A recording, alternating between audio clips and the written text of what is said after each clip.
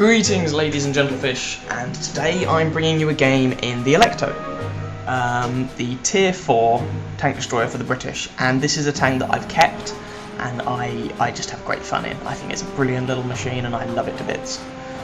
So I use the kind of, I don't know, the 83 or something millimeter howitzer?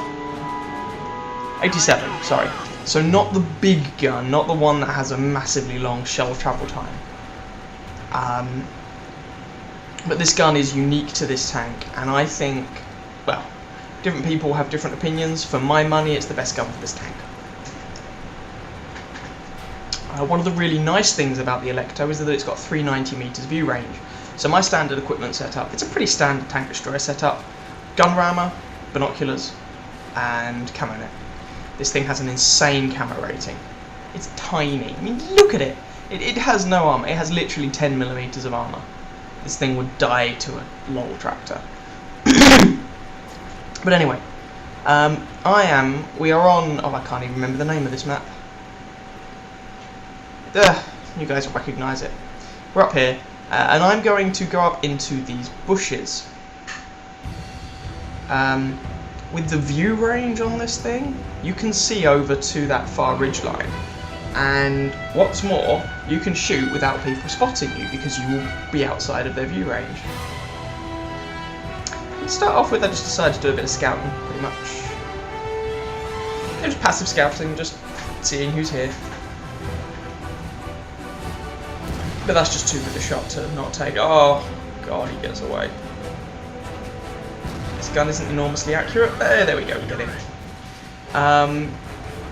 But for a howitzer, it's quite fast firing. Sometimes you'll find the AP shell's better to use. We get some damage in on that T49. Oh, he's not having a good day. And there's kill number 2. He's stealing like a boss. And we're spotting all these guys. Which is, you know, so we're getting damage for the damage we do to them. Sorry, we're experience for the damage we do to them. We're getting experience for the spotting damage to them. It's just a win-win situation. I just think this is great fun. Love this little machine. So that Churchill's kind of going below the ridge line. I'm not going to be able to get any more shots on him. Boo, boo. Ooh, AMX-40. Now here's where I make a mistake. I shouldn't have fired that shot, because he was close enough to spot me when I fired. And bang. So you have to be a little bit careful in this. You can fire at people, generally speaking, because, I mean, this gets into tier 6 games at worst. With binoculars, you will outspot 99% of your opponents. Or the vast majority of your opponents. But if they're closer, if they get closer to you, then you should be very careful. So I'm currently on 45 health. I'm being decidedly more cautious. And, oh look, T1 heavy. And tracked. Oh no, not tracked. One of the nice things I like about this gun is that you can fire a HE shell at someone, track them, and you will likely reload before they've fixed that track, so you can just keep them there. I just find this gun not as outright devastating as the proper howitzer, so to speak, but I find it a much more flexible weapon. And it is my gun of choice. I'm just going to spam him. I'm assuming he's still there. It turns out he is. I get bored of spamming him eventually. But I think if I had kept spamming him, I would have kept doing damage to him. But, you know, instead I switched to this Churchill, which is fine too. Well, someone nails him. Cool, that's fine. And we're 8-4 up. I mean, this is a good game. And oh, hello, Mr. T1 has moved. Silly T1. He is tracked again and he is dead. More assistance damage. Oh, KV1. Now we want to be a little bit careful here. I want to spot this guy, but I don't want to be spotted in return. And this thing does not have good gun depression. So I'm just trying to gently edge my way out. And just in case I've been spotted, because I don't have 6th sense on this crew yet, I pull back, but KV1's dead anyway. There's 5 of them left.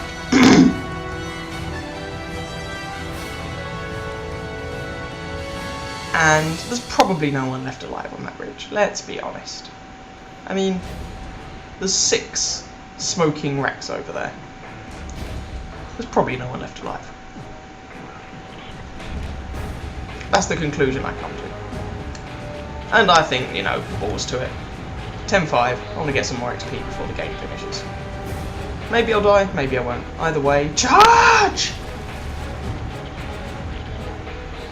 So we're just going to make our way along here, and you can see that this is not a slow machine. Oh, there was one more guy up there. Oh well. This is not a slow machine. Now, this has 270 health and no armour. I have never been set on fire in this thing, and if you were set on fire, you'd probably be dead before you could use a fire extinguisher anyway.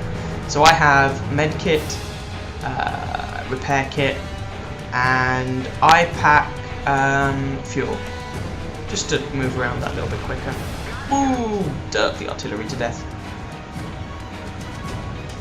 Because this is a very quick mobile machine, so I don't see any reason not to make it more faster and more mobile.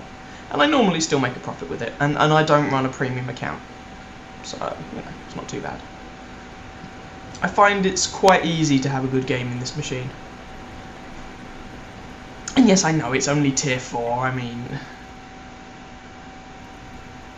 but I don't stat pad with it. I play it because it's fun. And it looks like we're about to win by cap. I think we do.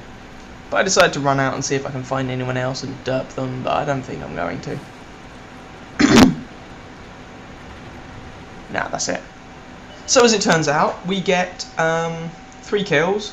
We ended up doing something like 450 odd damage, which is not bad, especially when you consider we have 270 health and this was a tier 5 game. But perhaps more telling, we got a lot of spotting damage and we got patrol duty out of that, just by sitting in that bush with some binoculars, spotting things. Anyway, hope you guys enjoyed that game. If you did, feel free to catch some of my other videos, or subscribe to the channel if you want to. And hopefully I'll catch you next time, and happy hunting on the battlefield. Ciao, ciao.